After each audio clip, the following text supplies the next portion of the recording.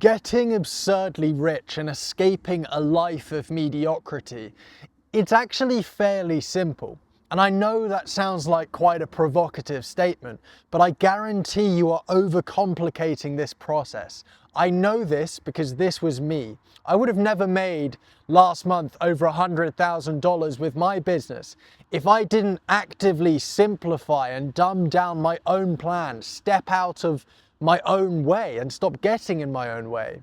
And so if you focus over the next couple minutes, I will reveal and explain a universal 5-step process that you can follow. I don't care who you are, where you're from, what business model you use. If you follow this process, you will guarantee that you achieve your financial goals. I'm not exaggerating. You will eliminate the possibility of failure. You'll see what I mean. But let me tell you, if you are not a serious person, meaning you cannot focus for the duration of this video, this whole making money thing isn't going to be for you, so you can just click off now. But now that we've separated the wheat from the chaff, let's dive in. And the first step to this beautiful 5-step process, which some of the stuff in here will blow your mind.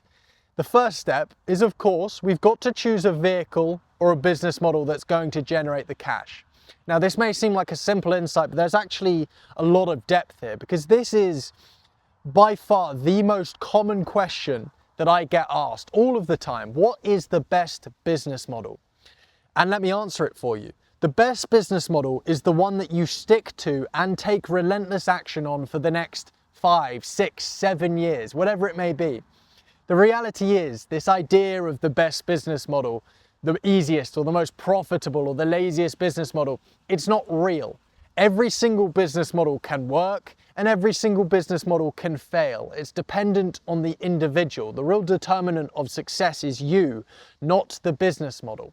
And there's this obsession, this mind virus about business models in this space, which people selling courses and trying to make money off you try and convince you of. You must break through this illusion. The reality is, every single business model that you see on YouTube, you see people talking about, if there are people making money with it, it is a viable business model. I know people making millions with agencies, AI, drop shipping, e-com, trading, you name it, they all work. And so we've got this big pool of business models and vehicles that we can pick to generate the money that we're looking to achieve our goals. Which one do we pick? Now, all of them can work, but some are better than others for certain individuals. You see, as an individual, you're good at some things, you're worse at others. You like some things, you dislike some things. So you need to understand who you are as an individual, which not many people do, to be honest. You need to audit yourself and understand your characteristics, what you're good at, what you're bad at, what you like, what you don't. And based off all of this data, you can understand which business models perhaps you would enjoy more than others. You see, if the business model, the jackpot business model for you would be doing something which the work involved with the business model feels like play to you, but looks like work to others. That is the best combination, because you need to understand the person who enjoys walking will walk further than the person who wants the destination.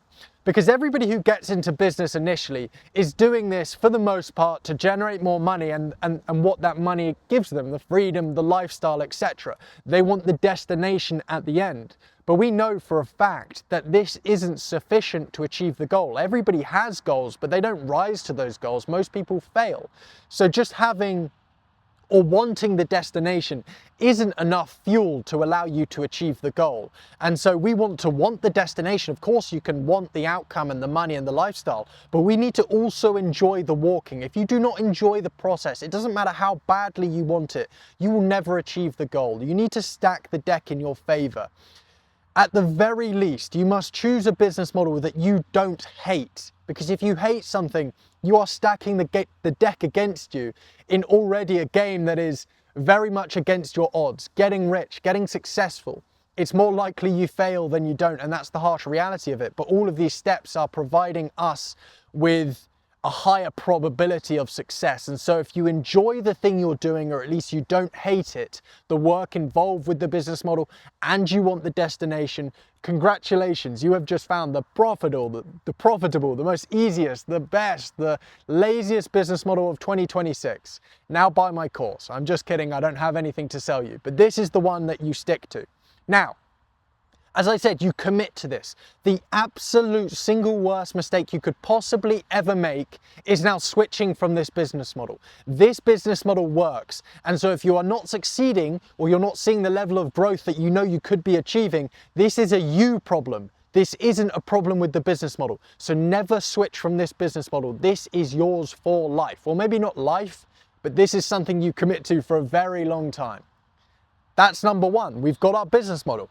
The next logical question is, well, now what do we do? How do we actually approach this? Now, this is where a lot of people get confused because there are so many people who stand to gain so much financially by convincing you that you're missing some sort of secret information, strategy, or tactic that, funnily enough, can be found in their 995 course. You must break through this illusion.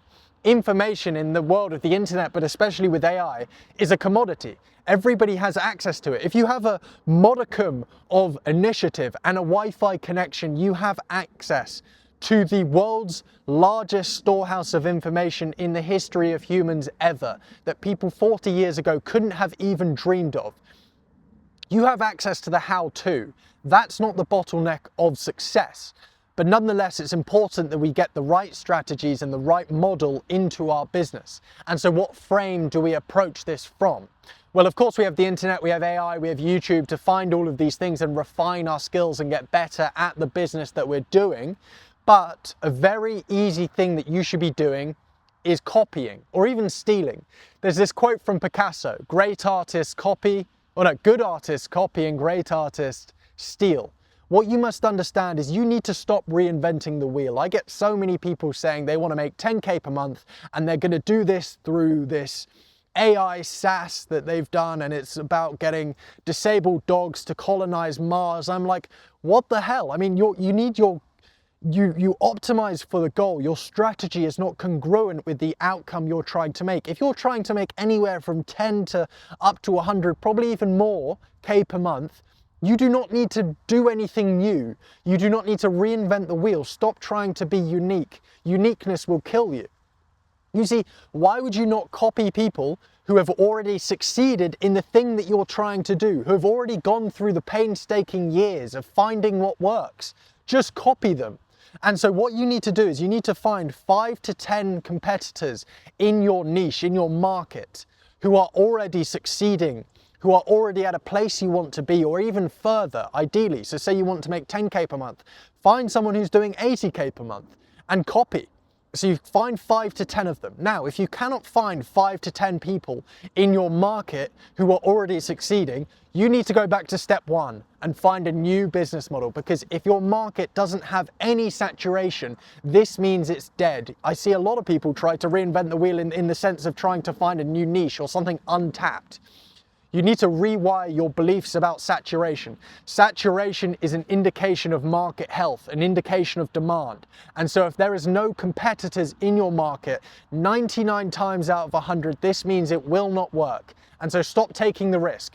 Find a saturated market. That's the lowest risk move you can take, gives you the highest probability of success. Remember, we're trying to stack the odds in our favor, and that's what we're trying to do. So identify that. And so if you have found 5 to 10 competitors, look at all of them and just copy the best from each. So maybe competitor A over here is a really great sales process. Take it. Competitor B, I love his outreach copy. Take it. Competitor C, well, that's an interesting trading strategy. Take it. Competitor D, I like your ads. Take it. Take the best from all of them and merge them all together. Copy the principles. Stop trying to reinvent the wheel. Now, I'm not saying copy and paste. I'm saying copy and then improve. Copy from different people. Combine them together. Try different things. But don't try and reinvent the wheel. Steal the principles that underlie it. That's what I'm trying to say.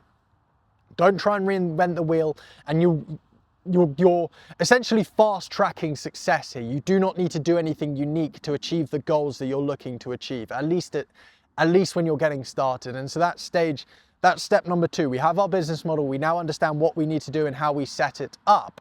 Now, Step 3 is breaking the fallacy of the perfect pick. You see, the vast majority of people just don't take any action whatsoever, and they don't even realize this. You see, I do a lot of research for these videos. I talk to a lot of people to understand their pain points, their problems, and the vast majority of people I talk to never actually take action. They're constantly learning, or they're theorizing, or they're doing something, anything but action. They're waiting. This is the fallacy of the perfect pick. Everybody is waiting for the perfect opportunity when it feels right to start. But the reality is you will never have a point where it will feel good to start, or it will feel like it's the right time. You must understand action by definition is imperfect. And so the best time to start for you would have been yesterday. The second best time to start is right now. That may sound cliche, but that is the truth. You need to stop pretending like tomorrow is a real day. You are killing your success through delaying and procrastinating. But people do this. They procrastinate through perfectionism, and that's fear disguised as sophistication. You are living in fear if you are not taking the action. You need to start before you feel ready. When you don't feel ready is the best time to start. That's when you start to take action. The fear and the doubt and all of them are indications that you're going in the right direction. You need to stop abiding by those emotions, otherwise you will just continue to play it small. You will continue to be the same. Start before you are ready. Break this fallacy of the perfect pick. It doesn't exist. Every bit of action you will do will feel imperfect, and that's okay. That's how it's supposed to be. That's number 3. We're going to start taking action now. We're going to stop theorizing. You don't want to be a theorist, you want to be a practitioner.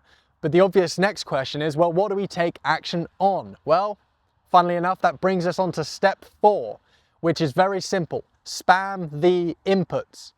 I'm sure if you're not new here, I've said this a lot. Spamming the inputs. You must understand, a business is a system. And by a system, I mean it has an input, a process, and an output. In the case of a business, at least when you're getting started, the output of the business is money straight in your pocket. And so the input is whatever moves the needle, whatever actually grows the business. This could be creating content, cold calling, running ads, testing creatives, training in sales, conducting sales calls, making trades, whatever it is for your specific business model. It isn't that hard to understand what it is. Understand the input, what actually grows the business, and then establish a quantity which you do every single day, and then commit to it, track it. That's the only thing you do. You just focus on spamming the inputs. In fact, you go further than that. You make the inputs the goal. You see, a lot of people make the 20K per month the goal, the outcome, the output the goal. But this doesn't really mean anything. People get doubtful and discouraged because that number may not change for a while. The output, the money on the other side may not come for a long time, because this is how it works. Success can take a long time, years in fact. And so if you're constantly looking at the top of the mountain, you can get discouraged, you can get doubtful. And so what we can do is we can actually optimize for the inputs. We track that, and then we make the inputs the goal, because when we do that, we can win every single day. Say your goal now is to make 200 cold calls a day. Every single day you are achieving your goal. But when you do this, you must understand the Stockdale paradox. I think it was James Stockdale was a Vietnam POW. He was a fighter pilot of some sort, and he was shot down over North Vietnam in the Vietnam War and taken as a POW. And he had a very clear theory, which wasn't a theory, it's just a perception, something that he noticed with all the American POWs in North Vietnam, was that the optimists die first. This is the Stockdale paradox. The people who expected the most in the soonest amount of time, the people who expected to get out of the prisoner of war camp, get saved or escape, died the soonest because they got disappointed, discouraged, and doubt built up, and they just let go of life. It's no different with business, obviously less extreme, but approach your inputs from the perspective of expecting nothing. You just focus on the inputs. That's your goal. You expect nothing from the output because it doesn't really matter. If you're doing the inputs and you're continuing to improve and iterate them, the goal will happen in due process. There's nothing else you can do. And so forget about the goal. You enter a position of expecting nothing. And when you expect nothing, you end up gaining everything. Remember, optimists die first. So expect nothing from the goal, and you'll gain everything from doing so. You'll just optimize for the inputs, you won't get discouraged, and this will allow you to be consistent. And that's the most important aspect of it, which moves us on very seamlessly to step number 5, which is kind of encapsulating this all together. It's kind of the glue that holds this all together. Step number 5 is identity alignment. You see, the vast majority of people take the action that we're sort of talking about here, maybe not with the precision and the sort of clarity that I've given you, but they do take some element of action for maybe 2 to 4 weeks, and then they sabotage their progress. They kind of go up and then they go down again. And this is a process of self-sabotage. But the reason people tear down their progress, the reason most people don't achieve their goal, is because at some point they were inconsistent. By definition, whether you consciously realize it or not, you dropped in intensity or you took a day off, at some point you must have quit. Otherwise, if you don't quit, failure, you've removed failure as an option. That's the idea. As you know, the reason people are inconsistent is because of emotional avoidance. But the reason you would emotionally avoid from the goal, from a negative emotion, this negative emotion is when you're venturing outside of the zone of familiar. Now, the zone of familiar, the known, or what's just comfortable with you, is encapsulated in your identity, the beliefs that you hold about yourself. And so as soon as you walk past that zone, you venture outside of the zone, your identity, yourself, or at least the old self, will begin to fight back. It will begin to use negative emotion, and eventually, it doesn't matter how far you walk, if you do not shift the identity with you, it will continue to be resistant. And inevitably, most people snap back like an elastic band, because when you're barraged with negative emotion and adversity over long periods of time, it becomes very difficult not to just take a day off, and then that sort of snowballs from there. And so if we want to make lasting change, we need to align our identity with the action we're taking, or the action is going to continue to feel resistant and difficult, and you're going to continue to be inconsistent. If we're inconsistent, success becomes impossible. And so we just flip that on its head. We remove inconsistency. We remove the failure mechanism by shifting our identity, or aligning our identity with the version for whom the goal is inevitable. And so the way we do this, and I've discussed this at length in other videos as well, is we follow a strategy called inevitability embodiment, which just means you become the version of you right now for whom your goal is inevitable. In the actions they take, in the emotions they feel, in the thoughts they have, in their posture, in the way they walk, their routines, everything about this person, you embody it, you method act. And sure, at first it may feel strange, it may feel unfamiliar, but you need to realize the self, or your identity, is simply the known or the familiar.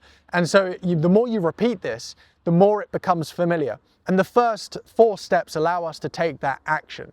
You see, Aristotle said, we are what we repeatedly do. And so action is a vote for the type of person that you want to be. And so that's going to allow you to embody this person. You just embody the actions, and everything else does kind of move into place. But a way to make this a lot easier and visualize how we actually take over this identity, which is ultimately what's going to create lasting change, is we do something called lifting the floor. You see, there's an obsession with this space about focus and productivity and making the most of your best days. But this isn't the way to look at it. If you've studied exponentialism, you'd understand we'd make so much more progress if we limited the damage we made on our worst days, rather than trying to maximize the progress we make on our best days. Because you need to understand that it's those worst days which is tearing down all of our progress. And so what you really should focus on, instead of trying to do more in the best days, is simply lifting your standards or your tolerances for what you tolerate in terms of behavior. And so wiping out all of that those bad habits, of course, which are keeping you down, but lifting your standards and tolerances. And we lift it to a point to encapsulate consistency as a principle within it. So what I mean by that is consistency is this virtue.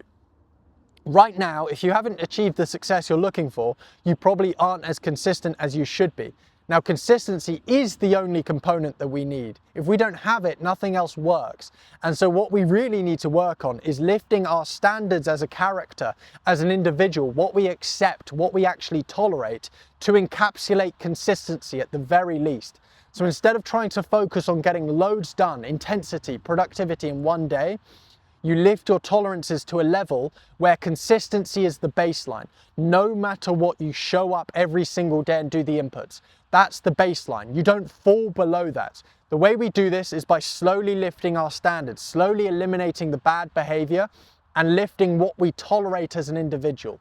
It's like brushing your teeth. You'd never miss brushing your teeth because it's something you wouldn't tolerate. That's the perspective you need to take consistency from. Engulf consistency into something you would not tolerate, or inconsistency into something you would not tolerate. It would go against every fiber of your being. And that's how you begin to take that inevitable identity, align it with your goals, which works hand in hand with the 4 other steps before it to create inevitable change. Because ultimately, if you are being the person for whom your goal is inevitable, then it will be. If you're taking relentless action towards your goal over a consistent period of time and you have removed the failure mechanism, success is the only outcome. This is how we remove the failure mechanism and we make failure impossible. Follow these 5 steps. You cannot go wrong. Seriously, you just pick the business model. That's the first step. Copy what's already working. Second step. Third step, start before you feel ready. Fourth step, spam the inputs like your life depends on it. And 5th step, lift your tolerances and align your identity with the person for whom the goal is inevitable. You do these 5 things and you stay around for a long period of time, you have no choice but to succeed. It becomes the default outcome. It becomes impossible not to. I hope you found this valuable. Godspeed.